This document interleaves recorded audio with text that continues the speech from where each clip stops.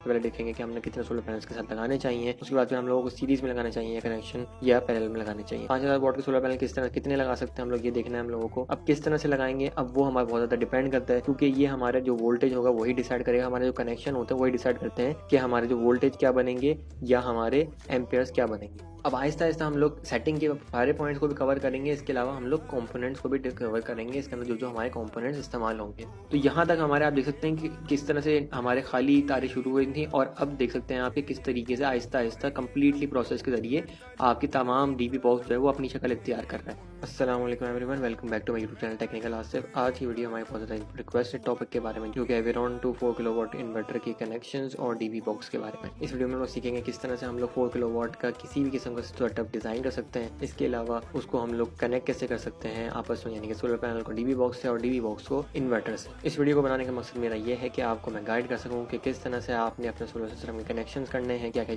Component इस्तेमाल करने हैं। इसके अलावा अगर आप किसी इंस्टॉलर से लगवा रहे हैं तो आपको पता होना चाहिए कि आपको किस तरह का सेटअप चाहिए और क्या क्या चीजें इसके अंदर होनी चाहिए। तो इस वीडियो को मैं 2 पार्ट्स में डिवाइड किया, जो कि है सोलर पैनल और कनेक्शंस के बारे में। उसके अलावा हमारे पास है डिस्ट्रीब्यूशन बॉक्स यानी डीबी बॉक्स के कनेक्शंस के बारे में। सबसे पहले अगर सोलर पैनल्स की बात करें तो हम लोग सबसे पहले देखेंगे कि हमने कितने सोलर पैनल्स के साथ लगाने चाहिए। उसके बाद फिर हम लोगों को सीरीज में लगाने चाहिए कनेक्शन या पैरेलल में लगाने चाहिए। इसके अलावा अगर हम लोग बात करें डीबी बॉक्स सेक्शन की, तो डीबी बॉक्स हम लोग देखेंगे कि हम लोग तो कम से कम मिनिमम रिक्वायरमेंट होती है किसी भी सोलर सिस्टम के अंदर डीबी बॉक्स की, वो हम लोग देखेंगे। इसके अलावा आप मजीद चीजें भी इसमें लगा सकते हैं। चलिए चलते हैं सबसे पहले सोलर पैनल्स की तरफ। तो हम लोग देख लेते हैं कि हमें किस तरह के सोलर पैनल चाहिए और हम कितने पैनल इसके साथ लगा सकते हैं। तो सबसे पहले आपने आ जाना है स्पेसिफिकेशन के पेज पे। अब स्पेसिफिकेशन के पेज पे आ गए तो हम लोग सारी चीजें इसमें देखेंगे, तमाम चीजें पॉइंट जितने भी पॉइंट्स आपको दिखाऊंगा, लेकिन जो जो जिस तरीके से यूज होगा उस तरीके से आपको बता दूंगा। तो आपको यहाँ पे मैं बता रहा हूँ कि मैक्सिमम पीवी पावर एरे जो हमारे पास मौजूद है वो है 5000 वॉट, यानी कि हम इसके साथ टोटल 5000 वॉट के सोलर पैनल लगा सकते हैं। 4 किलो वॉट का इन्वर्टर है, 5000 वॉट के सोलर पैनल लगा सकते हैं। 5000 वॉट के सोलर पैनल किस तरह कितने लगा सकते हैं हम लोग, ये देखना है हम लोगों को। तो हमने कुछ नहीं करना, हमने यहाँ पे 5000 वॉट लिखना है। अब हम लोग दूसरी जो देखनी है वो हमने देखनी है कि हमने सोलर पैनल किस तरह के लगाना है। अब मैंने यहाँ पे जो एग्जांपल के लिया है वो लिया है जिनको बायफेशियल ए ग्रेड का सोलर पैनल होता है, जो कि 585 वॉट का होता है। इसके अलावा इसके 45 वोल्ट्स होते हैं डीसी और 13 एम्पेयर ये प्रोवाइड करता है। तो आप कोई भी सोलर पैनल इस्तेमाल करें, मैं रिकमेंड करूंगा कि आप 585 वॉट या 575 वॉट ही इस्तेमाल करें। इसके वोल्टेज 45 और एम्पेयर 13 हो। तो अब मैं क्या करूंगा, 5000 वॉट को 585 डिवाइड कर दूँ। हमारे पास आ गया यहाँ पे 8.5, जिसका मतलब ये है कि हम इसके साथ 8 सोलर पैनल लगा सकते हैं। 8 सोलर पैनल क्यों लगा सकते हैं उसके बारे में आपको बताता हूँ। इसके अंदर जो दूसरा पॉइंट है हमारे पास वो बहुत ज़्यादा अहम होता है, बहुत ज़्यादा लोग इसको छोड़ देते हैं। वो ये है कि एमपीपीटी जो रेंज है वो 60 से 450 यानी कि 450 वोल्ट डीसी तक दे सकते हैं आप इसके अंदर। इसके अलावा मैक्सिमम पीवी इनपुट करंट जो है वो यहाँ पे यानी कि 27 एम्पेयर तक इसमें दे सकते हैं। इसका मतलब क्या है कि इसका मतलब ये है कि 60 वोल्ट से इसका डीसी का जो एम्पेयर है एमपीपीटी यानी कि वो शुरू हो जाएगा और बिजली बनाना शुरू कर देगा। इसके अलावा अगर एम्पेयर्स की बात करें तो आप टोटल 27 एम्पेयर इसके अंदर दे सकते हैं, इससे ज़्यादा आप नहीं दे सकते। तो ये 2 पॉइंट हमारे पास बहुत ज़्यादा अहम है सोलर पैनल के मुताबिक। जैसे जैसे जो पॉइंट यूज होते रहेंगे तो मैं आपको बताता रहूंगा कौन कौन से पॉइंट आपके यहाँ पे यूज हो चुके हैं। तो यहाँ पे हमने डिसाइड कर लिया कि हमारे 8 पैनल हम लोग लगाएंगे। अब किस तरह से लगाएंगे, अब वो हमारा बहुत ज्यादा डिपेंड करता है, क्योंकि ये हमारा जो वोल्टेज होगा वही डिसाइड करेगा, हमारे जो कनेक्शन होते हैं वही डिसाइड करते हैं कि हमारे जो वोल्टेज क्या बनेंगे या हमारे एम्पेयर्स क्या बनेंगे। तो स्ट्रिंग सबसे पहले अगर बात करें 1 स्ट्रिंग की, यानी कि सीरीज के अंदर सारे पैनल लगा दें। 8 के 8 पैनल हम लोगों ने डिसाइड कर लिया कि हमने 8 पैनल लगाने, ये वाले पैनल लगाने। तो हम लोग से कैसे करेंगे कि हम लोग सारे सीरीज में, यानी कि एक पैनल के दूसरे पैनल से दूसरे पैनल को तीसरे पैनल से इसके प्लस माइनस ज्वाइन करते जाएंगे और आखिर में हमारे पास एक प्लस और एक माइनस बच जाएगा। अब इसमें होता क्या है कि जब सीरीज में आप कनेक्ट करते हैं तो सिर्फ और सिर्फ वोल्टेज प्लस होते जाते हैं। यानी यहाँ पे अगर हम लोग 45 को 8 पैनल से मल्टीप्लाई करेंगे, यानी कि 8 पैनल के 45 वोल्ट होंगे, तो हमारे पास टोटल बनेंगे 360 वोल्ट डीसी और एम्पेयर बनेंगे हमारे पास 13 यहाँ पे, जो क्योंकि सिंगल पैनल के एम्पेयर अगर आप यहाँ पे देखें तो 13 एम्पेयर है। अब सीरीज के अंदर यही होता है कि जो भी आपका एक पैनल होता है उसके एम्पेयर चलते हैं और सारे पैनल के वोल्टेज जो है वो प्लस हो जाते हैं। तो यहाँ पे 13 एम्पेयर और 360 वोल्ट का हमें आखिरी जो आउटपुट मिलेगा वो मिलेगा। अगर हम बात करें डबल स्ट्रिंग की, काफी सारे लोग इसको प्रेफर भी करते हैं और काफी सारे लोग इसको कोशिश करते हैं कि इसी तरह से लगाएं। अब उसमें क्या होता है कि आपने 2 स्ट्रिंग बनाना होता है, जैसे कि 4 पैनल का एक स्ट्रिंग, यानी कि 4 पैनल को सीरीज में कनेक्ट किया और 4 पैनल को सीरीज में कनेक्ट किया। अब जो यहाँ पे माइनस बच रहा था, यहाँ पे प्लस बच रहा था, इसको इसके प्लस से और इसके माइनस से कनेक्ट कर दिया। तो यहाँ पे 4 पैनल सीरीज में हो गए, यहाँ पे 4 पैनल सीरीज में हो गए। अब इससे क्या होता है कि इससे 4 पैनल के वोल्टेज प्लस हो जाते हैं, यानी कि हमारे पास बन जाते हैं 180 वोल्ट, यहाँ पे 180 वोल्ट। लेकिन यहाँ पे हमारे पास 13 एम्पेयर एक पैनल के रहते हैं इस सीरीज में, और इस सीरीज में हमारे पास 13 एम्पेयर यहाँ पे रहते हैं। अब जब इनको हम पैरेलल में कनेक्ट करते हैं तो पैरेलल में क्या होता है कि पैरेलल में आपके एम्पेयर्स प्लस हो जाते हैं, यानी कि 13 एम्पेयर्स प्लस 13 एम्पेयर्स अगर हम करेंगे तो 26 एम्पेयर हमारे पास बनता है। तो ये भी हमारी रेंज में आ रहा है, जो कि हमें चाहिए था 450 वोल्ट से कम हो डीसी, और यहाँ पे एम्पेयर जो है वो 27 से कम हो, तो यहाँ पे हमारे पास दोनों चीज़ें रेंज में आ रही हैं। तो अब हम इनमें से चॉइस क्या करें? तो आप दोनों चीज़ें लगा सकते हैं, दोनों में किसी भी चीज़ का नुकसान नहीं है। लेकिन अगर आपको मैं मशवरा दूँ तो मैं यही दूंगा कि आप इसको सीरीज में यानी कि एक ही स्ट्रिंग में लगाएं। उससे होता क्या है, अब उससे ये है कि पैरेलल में लगाने से आपका कोई नुकसान नहीं होता, लेकिन अगर आप इसको सीरीज में लगाते हैं तो सीरीज में लगाने का आपको एक फायदा जरूर होता है, वो ये कि आपको वोल्टेज की जो रेंज है वो बढ़ जाती है। अब एम्पेयर से हमें लेना देना नहीं है, अब एम्पेयर से हमारा एमपीपीटी नहीं चलता, बल्कि हमारा वोल्टेज से एमपीपीटी चलता है। तो यानी कि हम लोग अगर 60 वोल्ट से ऊपर मेंटेन रखेंगे तो हमारा एमपीपीटी जल्दी स्टार्ट होगा और देर से जाके बंद होगा, यानी कि हमें पूरे दिन प्रोडक्शन मिलेगी। तो अगर हम 360 वोल्ट इसको दें बजाय कि हम 180 वोल्ट दें, तो इससे ज़्यादा हमारे लिए फायदेमंद यही है कि हम 360 वोल्ट दें, यानी कि हम इसको वोल्टेज ज़्यादा दें। इसके अलावा अगर इसके एक और बात अगर मैं डिस्कस करता चलूँ तो वो ये कि आप जब एम्पेयर्स बढ़ाते हैं तो आपको गेज बढ़ाना पड़ता है वायर का गेज जब तक अच्छा नहीं होगा तब तक एम्पेयर्स पूरे नहीं आते। जबकि वोल्टेज में ऐसा कुछ नहीं, जब भी वोल्टेज आपके ज़्यादा होंगे 6 mm या 8 mm के तार से आराम से आप लोग 600 वोल्ट डीसी तक ले जा सकते हैं, क्योंकि उसके ऊपर रेटिंग लिखी हुई होती है। बहरहाल आप जरूर ये पढ़ा करेंगे रेटिंग कितनी की है। मैं एग्जाम्पल दे रहा हूँ कि जो मैंने खुद पर्सनली वायर यूज़ करा हुआ है उस पर 6 mm के तार पे इजीली 800 या 600 वोल्ट डीसी के जा सकते हैं। लेकिन अगर आप बात करें एम्पेयर्स बढ़ाने की तो फिर आपको वायर का गेज भी मोटा चाहिए होगा। इसके अलावा आपको 2 स्ट्रिंग्स के यानी कि 4 तार नीचे इन्वर्टर तक लाने पड़ेंगे। इससे ज़्यादा मैं आपको प्रेफर यही करूंगा कि आप यहाँ पे सीरीज सेलेक्ट करें। तो हमने डिसाइड कर लिया कि हम अपने यहाँ पे सोलर पैनल्स को सीरीज में कनेक्ट कर रहे हैं। अगर आप पैरेलल में करना चाहें तो आप पैरेलल में कनेक्ट कर सकते हैं। तो अब यहाँ पे हमारे पास जो इनपुट आ गया है सोलर पैनल्स का, यहाँ पे इसमें से इनपुट आ गया हमारे पास, तो वो है 360 वोल्ट डीसी और 13 एम्पेयर्स।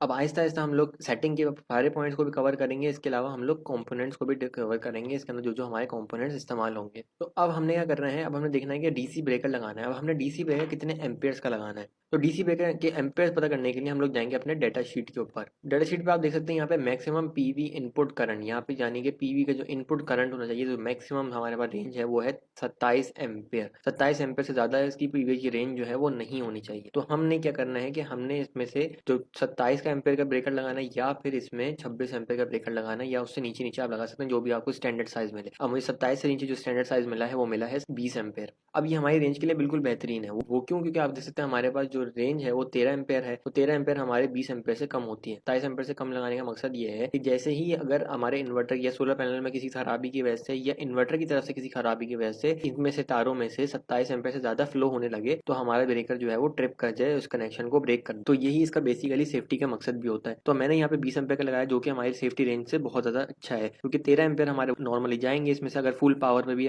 हमारे सोलर पैनल चल रहे होंगे, जो कि नहीं चलते। तो यहाँ पे अगर हमारे 27 एम्पेयर गुजरने की कोशिश भी करेंगे तो हमारा 20 एम्पेयर का ब्रेकर है वो पहले ही ट्रिप कर जाएगा, यानी कि 20 पे ही ट्रिप कर जाएगा। तो यहाँ से हमने सोलर पैनल की इनपुट लेनी है और इनपुट हमने दे देनी है इस डीसी ब्रेकर के अंदर। आपने क्या करना है, अब दूसरा आपने पावर जो है इनपुट जो है वो तैयार करना है। वो क्या करना है, वो आपने करना है 220 वोल्ट एसी। अब 220 वोल्ट एसी हमारे पास यहाँ पे आ गए। अब हमने सबसे पहले इनपुट देना है हमने उसको वोल्टेज प्रोटेक्टर में। अब आप चाहें तो उसको एसी ब्रेकर में दे सकते हैं, लेकिन मैं आपको रिकमेंड यही करूंगा कि आपने इसको वोल्टेज प्रोटेक्टर में ही देना है, उसका फायदा आपको आगे चल के पता चलेगा। अब आपने क्या करना है, अब आपने इसमें से 2 इनपुट यानी कि 2 प्लस की तार निकालनी है और 2 माइनस की। 2 प्लस और माइनस का फायदा क्या है, अब आपने यहाँ पे इसको पहले निकाल के एक को आपने एसी ब्रेकर में डाल देना है। अब एसी ब्रेकर में अगर आप कनेक्ट करेंगे यहाँ पे तो उसका फायदा क्या होगा आपको, तो उसका फायदा ये होगा आपको कि आपने जो वापडा इन देनी है यहाँ पे आपको ऑन ऑफ करने के लिए, वापडा को ऑन ऑफ करने के लिए पावर मिल जाएगी। अब आपने जो इसमें दूसरा आउटपुट देना है वो आपने इसमें से दे देना है चेंज ओवर में। अब यहाँ पे चेंज ओवर हमने कौन सा लिया, अब हमने चेंज ओवर जो लिया है यहाँ पे 63 एम्पेयर का लिया। 63 एम्पेयर हमने क्यों लिया, क्योंकि बहुत ज्यादा ये तो हमारी रेंज से। तो आपने ब्रेकर को इस लिहाज से भी देखना है कि जब आप इसको बाईपास करने की कोशिश करें, यानी कि इन्वर्टर को आप फॉर एग्जांपल मेंटेनेंस के लिए देते हैं या बंद करते हैं, तो आपको फिर घर के लोड को बाईपास करना पड़ेगा, यानी कि इन्वर्टर के सारे सिस्टम को खत्म करके आपको बाईपास करना पड़ेगा। तो आप यहाँ से सिलेक्ट कर सकते हैं कि सोर्स डायरेक्ट ग्रिड से पावर आए और यहाँ वोल्टेज प्रोटेक्टर से होके वोल्टेज से प्रोटेक्ट करके आपके घर को, अब आप डायरेक्ट आपकी मर्जी है कि आप घर को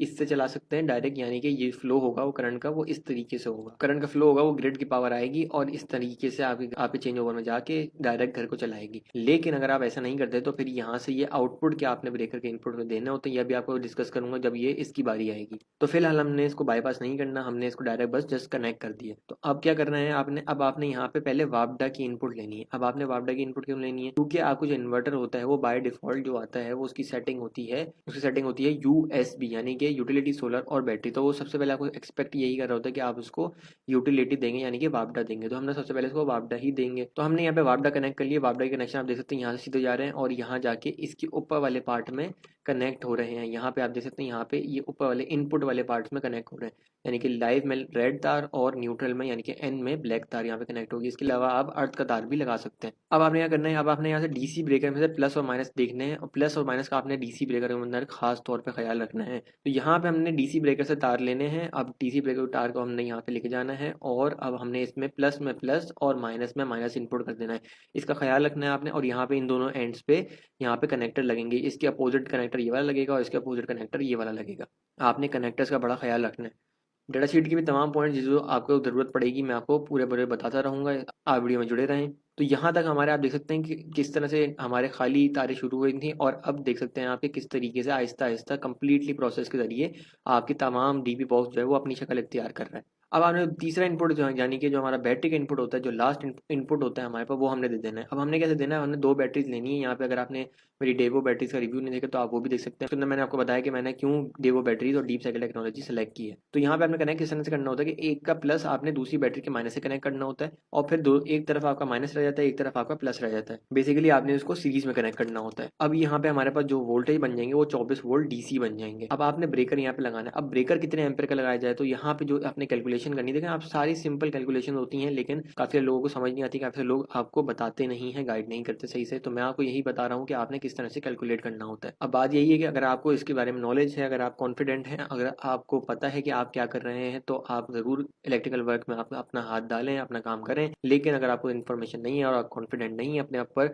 तो फिर आपको मैं यही रिकमेंड करूंगा कि आप किसी इंस्टॉलर को बुलाएं, किसी इलेक्ट्रिशियन को बुला के ये काम करें। लेकिन अगर आपको अगर पता ही नहीं हुआ कि इलेक्ट्रिशियन आपका काम कर क्या रहा है तो आपके लिए बेकार है। इसलिए मैंने ये वीडियो बनाई है। काफ़ी सारे लोगों को गाइड ही नहीं होती कि उनके जो इलेक्ट्रिशियन है वो करके क्या जा रहे हैं उनके सोलर सिस्टम या उनके सिस्टम्स के साथ, तो वो जा रहे हैं, उनका बड़ा नुकसान होता है। तो आपने कैसे निकालना है, अब आपने देखना है कि हमारा 4000 वॉट का इन्वर्टर है तो इसके अंदर बैटरी से 4000 वॉट नहीं जाने चाहिए ज़्यादा, यानी कि 5000 वॉट नहीं जाने चाहिए, इसमें 6000 वॉट नहीं जाने चाहिए। और इसी तरह से हमारी जो बैटरीज हैं वो 2 बैटरीज हैं, तो उनसे 4000 वॉट से ज़्यादा लोड हमने नहीं निकालना चाहिए, क्योंकि हमारा इन्वर्टर 4000 वॉट का। तो हमने 4000 वॉट को बेसिकली डिवाइड कर देना है कितने, 24 वोल्ट से। तो यहाँ पे अगर हम 24 वोल्ट डिवाइड करें तो यहाँ पे हमारे पास आ गया 166 एम्पेयर। तो हमने यहाँ पे लगा दिया, यहाँ पे मैंने इसको एक माइनस करके लगा दिया, यानी कि 165 एम्पेयर का लगा दिया। हमने जो रेंज होती है उससे नीचे नीचे रहना होता है, क्योंकि सेफ्टी स्टैंडर्ड्स का यही काम होता है कि जो सेफ्टी स्टैंडर्ड्स होते हैं वो मैक्सिमम, यानी कि जो मैक्सिमम लिमिट होती है सेफ वो होते हैं। लेकिन मैं एक एक्स्ट्रा स्टेप जाता हूँ और मैं उससे भी कम की रेटिंग पे लगाता हूँ। तो यहाँ पे हमने बैटरी की इनपुट हमने 165 एम्पेयर का बैटरी इन और आउट के लिए ब्रेकर लगा दिया है। अब आप याद रखिएगा ग्रीन वाले जो ब्रेकर है मैंने यहाँ पे डीसी के लिए लगाए हुए हैं, जबकि ऑरेंज वाले जो ब्रेकर हैं वो एसी के लिए लगाए हुए हैं। डीसी और एसी ब्रेकर दोनों सेम नहीं होते। आपने जहाँ पे एसी लगना है वहाँ पे एसी ब्रेकर लगाए, जहाँ पे डीसी लगना है वहाँ पे डीसी ब्रेकर लगाए। अब हमने यहाँ से इसको आउटपुट देना है। अब हमने जब डीसी ब्रेकर से बैटरी की आउटपुट देना है तो बैटरी की आउटपुट आपने किस तरह से कनेक्ट करना है, आपने बैटरी की आउटपुट यहाँ पे कनेक्ट करना है, प्लस में बैटरी का प्लस और माइनस में बैटरी का माइनस कनेक्ट करना है आपने। तो अब हमारे जो यहाँ पे कनेक्शन है वो ऑलमोस्ट कंप्लीट होने वाले हैं। अब हमने इसमें से जस्ट आउटपुट लेनी है, जो कि हमारा बेसिकली मकसद है। अब हमने आउटपुट किस तरह से लेना है, अब आउटपुट लेने के लिए आप देख सकते हैं यहाँ पे आउटपुट मेंशन्ड है और यहाँ पे एल और न्यूट्रल यानी कि ब्लैक वायर और रेड वायर हमारे पास मौजूद है। तो हमने यहाँ पे से इसमें से आउटपुट लेना है। इसके अलावा यहाँ पे आपको अर्थ के लिए मिल जाएगा और इसके अलावा आपको जो अर्थिंग होती है वो आप अगर इन्वर्टर की बॉडी को भी अर्थ कर लेंगे तो वो आपके लिए ज़्यादा अच्छा है। तो आप देख सकते हैं यहाँ पे आपने जो आउटपुट है इन्वर्टर का वो आपने लेना है और ब्रेकर के अंदर फिर से लेके आ जाना है डीबी बॉक्स के अंदर। जब आप डीबी बॉक्स में लेके आएंगे एसी ब्रेकर, क्योंकि अब हमें एसी लोड मिल रहा है यहाँ पे जिसपे हम लोग अपना घर चला सकते हैं। तो यहाँ पे आपने इस वाले ब्रेकर को किस तरह कैलकुलेट करना है कि आपने यहाँ पे कितना लगाना है, तो यहाँ पे भी आपने सेम वही कैलकुलेशन करनी है। तो यहाँ पे आपने 4000 वॉट को डिवाइड करना है कितने 230 वोल्टेज से। तो यहाँ पे हमारे पास आ रहा है 17.3, जो कि इन्वर्टर की साइड पे भी आपको लिखा हुआ दिख रहा हो। तो यहाँ पे हमने जो ब्रेकर लगाना है वो लगाना है 17.3 से नीचे का, यानी कि मैं यहाँ पे 17 का लगा रहा हूँ। जो भी आपको स्टैंडर्ड मिले आप यहाँ पे लगा सकते हैं। यहाँ पे जो हमारा ब्रेकर है वो आउट का ब्रेकर आ गया। यहाँ पे मैंने हर लेबल्स को कर दिया है। यहाँ पे आप देख सकते हैं सोलर इन, वोल्टेज प्रोटेक्टर, वापडा इन, बैटरी इन और आउट का एक ही ब्रेकर होता है। उसके अलावा हमारे पास इन्वर्टर आउट का ब्रेकर मौजूद है और चेंज ओवर मौजूद है। अब आपने चेंज ओवर और लास्ट कनेक्शन हमारा रह गया जो कि हमारा आउटपुट ब्रेकर से चेंज ओवर के अंदर जाने वाला। तो हम यहाँ पे इसको भी कनेक्ट कर लेते हैं। तो यहाँ पे हमारा जो ब्रेकर है वो कनेक्ट हो चुका है। इसका फ्लो भी मैं आपको दिखाऊंगा किस तरह से ये वर्किंग करता है। तो अब आप देख सकते हैं कि यहाँ से आउट होके ब्रेकर से निकल के ये वायर गए हैं चेंज ओवर में। अब चेंज ओवर में जाने के बाद ये हमारे घर के लोड को चलाएंगे जब हम इसमें से सिलेक्ट करेंगे। तो आप देख सकते हैं यहाँ पे इसका माइनस आपका 4 में कनेक्ट है और प्लस जो है वो 8 में कनेक्ट है। तो अगर करंट का फ्लो अगर हम देखें तो करंट का फ्लो हमारा सोलर से इन हो रहा है, यानी कि सोलर से हमारे करंट है वो फ्लो कर रहा है। उसके बाद फिर हमारा जो बैटरी है वहाँ से भी हमारा जो करंट है वो फ्लो इन कर रहा है, फ्लो इन या आउट कर रहा है, जो भी अगर बैटरी चार्ज हो रही है तो आउट की तरफ कर रहा है, इन कर रही है तो इन की तरफ हो रहा है। और अब हम यहाँ पे इसको ग्रिड को भी ऑन कर देते हैं, यानी कि ग्रिड की पावर को भी ऑन कर देते हैं। ग्रिड भी आप देख सकते हैं, ग्रिड भी इसको पावर प्रोवाइड कर, तीनों इनपुट हमारे जो है वो इन हो रहे हैं। तो अब हमने क्या करना है, इसका चेंज ओवर का मकसद आपको मैं बता देता हूँ क्या है कि अब आप देख सकते हैं यहाँ पे हमारा आउट शुरू हो गया। तो अगर हमने आउटपुट लेना शुरू कर दिया यहाँ पे, अब हमारा आउटपुट आना शुरू हो गया, तो आप देख सकते हैं कि यहाँ पे अब हमारा जो लोड है वो आउटपुट से ब्रेकर में जा रहा है, आउटपुट ब्रेकर में से इन हो रहा है और यहाँ से जाके इसमें इन हो रहा है, इसमें से इन होने के बाद हमारे घर के लोड को चला रहा है, यहाँ से जो आउट निकल रहा है। अगर मैं चाहूँ तो मैं कर सकता हूँ ये हूँ कि यहाँ से इसके ब्रेकर को ऑफ करूंगा, जिसकी मदद से हमारा जो इसका फ्लो है वो बंद हो जाएगा। अब हम इसको क्या करेंगे, अब हम इसको वापडा पे डायरेक्ट कर देंगे। तो जैसे ही मैं इसको डायरेक्ट करूंगा वापडा पे, तो हमारा जो फ्लो है वो देख सकते हैं आपके ग्रिड से आ रहा है, इसमें फ्लो इन हो रहा है और फिर यहाँ से जो अब आप देख सकते हैं फ्लो करने वाली चीज़ क्या है, वो ग्रिड का वायर है। ग्रिड का वायर फ्लो कर रहा है और आप घर को बिजली प्रोवाइड कर रहा है। इस तरह से आप डिफॉल्ट किलोवाट का डिब्बी बॉक्स बना सकते हैं। इसके अलावा और बहुत सारी प्रोटेक्शन डिवाइसेज हैं जो आप इसमें इंसर्ट कर सकते हैं। सर्च प्रोटेक्शन डिवाइसेज हैं, सीटी लगा सकते हैं आप, बहुत सारे एम्पेयर मीटर और वोल्ट मीटर भी आप लगा सकते हैं। वोल्ट मीटर आप चाहें तो वैसे हमारे पास मौजूद है यहाँ पे वोल्ट मीटर, अगर आप आउटपुट पर लगाना चाहें तो भी आप यहाँ पे डायरेक्ट पैरेलल में लगा सकते हैं, यानी ये वोल्टेज का प्लस यहाँ पे और माइनस यहाँ पे कनेक्ट कर सकते हैं। वैसे यहाँ पे आउटपुट वोल्टेज आपको मौजूद होता है, यहाँ पे आप देख सकते हैं आउटपुट वोल्टेज 230 ऑलरेडी आ रहा है। तो ये थी मुकम्मल वायरिंग। अब हम देख लेते हैं यहाँ पे हमारे जो स्टिकर है इस पे और मजीद जो चीज़ें हैं वो। तो आप देख सकते हैं यहाँ पे हमारा जो 4000 वोल्ट की रेटिंग है इसकी, उसके बाद 230 वोल्ट हमारे पास जो प्रोवाइड करेगा, यानी कि हम इसको इनपुट दे सकते हैं और ये हमें प्रोवाइड भी करेगा। सिलेक्टेबल वोल्टेज रेंज हमारे पास मौजूद है जो कि 170 वोल्ट से 280 वोल्ट AC है, यानी कि AC वोल्टेज। और उसके बाद फिर हमारा दूसरा जो होम अप्लायंसेस के लिए होता है वो 90 से 280 वोल्ट, जो कि बेसिकली आपको 280 वोल्ट तक ये प्रोवाइड कर सकता है आपको। उसके बाद फ्रिक्वेंसी जो है वो 60 से 50 होती है, जो कि बेसिकली ऑटो सेंस कर लेता है। जब आप देखते हैं कि आपको जो ग्रिड की तरफ से इसको मिल रही होती है, यानी कि 50 मिल रही, तो ये 50 सेलेक्ट कर लेगा आउटपुट पे भी, और अगर 60 मिल रही है तो ये 60 आउटपुट पे सेलेक्ट कर लेगा। अब यहाँ पे आउटपुट की अगर बात की जाए तो यहाँ पे 230 वोल्ट ये प्रोवाइड करता है, प्लस माइनस यानी कि 10% प्लस हो जाएगा, 10 माइनस हो सकता है इसके अंदर। इसके अलावा सर्च प्रोटेक्शन अगर आप बात करें तो 8000 VA, यानी कि इस पे आप जो एक तरह से झटका कह लें या झटका ये बर्दाश्त कर सकता है, वो 8000 वोल्ट, यानी कि इसकी पावर से डबल तक का बर्दाश्त कर सकता है ये, जो कि बहुत अच्छी बात है। इसकी जो पीक एफिशिएंसी है वो क्या है 93 वोल्ट, यानी कि 93 वोल्ट तक अपना मुकम्मल लोड चला सकता है, जो कि आपको नहीं चलना चाहिए। मैं आपको रिकमेंड यही करूंगा कि आप 80% से लोड को कम ही रखा करें।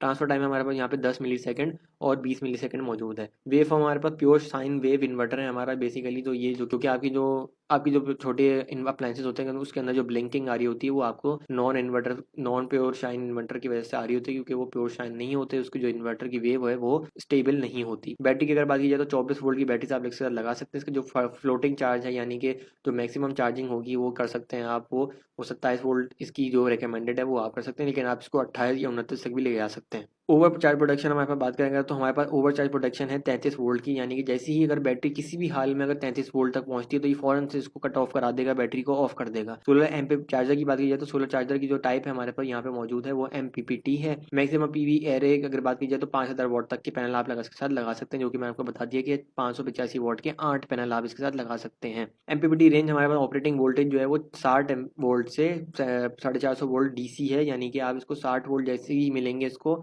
तो ये ऑन हो जाएगा, यानी कि मिनिमम आप 2 पैनल के साथ लगा सकते हैं। लेकिन अगर मैक्सिमम की बात करें तो आप इसके साथ 8 पैनल लगा सकते हैं, तो आप 6 पैनल आप मर्जी से अपनी बढ़ा सकते हैं। लेकिन आपको रिकमेंड यही करूंगा कि आप इसको 3 से ज़्यादा पैनल लगाएं, इसमें 4 तकरीबन हाफ पैनल आप लगाया करें मिनिमम, जो कि 8 पैनल लगा सकते हैं तो आप 4 तो लगाया करें, ताकि आपको ऑलमोस्ट पूरा दिन आपको पावर आउटपुट मिल सके। 2 पैनल लगाएंगे तो आपको बहुत कम 2-3 घंटे के लिए पावर आउटपुट मिलेगा। मैक्सिमम PV ओपन सर्किट की अगर बात करें तो हमारे पास 500 वोल्ट DC हम लोग दे सकते हैं। वही वाली बात है कि इसके अंदर हम लोग बगैर लोड के, अगर जो कोई लोड नहीं हो इस पर, तब ये अगर सोलर पैनल को 500 वोल्ट देंगे तब भी ये इसको बर्दाश्त कर लेगा, लेकिन आपने इसको कोशिश करनी है 750 से आप नीचे ही रखें। मैक्सिमम PV की अगर बात करें तो मैक्सिमम PV मैंने आपको पहले ही बता दी कि 27 एम्पीयर से ज़्यादा आपने सोलर इनपुट इसमें नहीं देना, सोलर के आपके 27 एम्पीयर से ज़्यादा नहीं होने चाहिए। मैक्सिमम सोलर करंट की बात करें तो ये 120 एम्पीयर तक यानी कि चार्ज कर सकता है। तो 120 एम्पीयर का इसका चार्जर है, 120 एम्पीयर की चार्जिंग से ये बैटरी को चार्ज कर सकता है। मैक्सिमम AC चार्जर की बात करें तो AC चार्जर यानी कि ग्रिड से अगर आप चार्ज कराते हैं तो ये 100 एम्पीयर तक चार्ज कर सकता है। मैक्सिमम चार्ज करंट जो है वो इसका 120 एम्पीयर है, जो कि बहुत बड़ा चार्जर कहलाता है। अगर आप बात करें एम्पीयर और चार्जर्स की तो मैंने इसके अंदर बहुत जो इंपॉर्टेंट जो मसला था वो मैंने डिस्कस किया सेटिंग वाली वीडियो के अंदर। सेटिंग वाली वीडियो अगर आपने नहीं देखी तो सेटिंग वाली वीडियो आप लाजमी देखें, वो बहुत ज़्यादा हेल्प करेगी आपकी इन्वर्टर को इंस्टॉल करने के बाद। जो दूसरी वीडियो है वही आपके लिए सबसे ज़्यादा इंपॉर्टेंट, वो है आपकी सेटिंग की वीडियो, आप सेटिंग की वीडियो देख सकते हैं। अब यहाँ पे हमारे पास डायमेंशन मौजूद है, इसका 9 किलो का अपना वेट है। इसके अलावा आप कनेक्शन की बात करें तो यहाँ पे हमारे पास वाईफाई का कनेक्शन हमें मिलता है। बाकी सारी हमारे पास सीरियल पोर्ट्स हैं, तो हमने यहाँ पे वाईफाई से इसको कनेक्ट करना। वाईफाई कनेक्ट करने की अगर आपने वीडियो नहीं देखी तो आप वो भी देख सकते हैं, मैंने उसकी भी वीडियो बनाई हुई है। यहाँ पे हमारे पास अगर मैं ह्यूमिडिटी की बात करें, कितने इसकी ऑपरेटिंग वो इन्वायरमेंट है, तो ये 5% ह्यूमिडिटी से लेके 95% ह्यूमिडिटी तक काम कर सकता है। ऑपरेटिंग वोल्टेज की बात करें तो -10 से लेके +50 डिग्री सेंटीग्रेड तक ये काम कर सकता है, लेकिन आप कोशिश करें कि इसको आप इससे नीचे ही मेंटेन रखें। तो स्टोरेज अगर आप करना चाहें इसको, अगर आप यूज़ ना कर रहे हो तो स्टोरेज इसको आप -15 से लेके 60 डिग्री सेंटीग्रेड तक इसको स्टोर कर सकते हैं। तो ओवरऑल ये बहुत ज़्यादा ज़बरदस्त इन्वर्टर है। 4 किलोवाट की रेंज में अभी तक का मार्केट के ऊपर छाया हुआ इन्वर्टर है ये। इसके अलावा इसके अंदर ग्रिड फीडिंग का भी ऑप्शन है।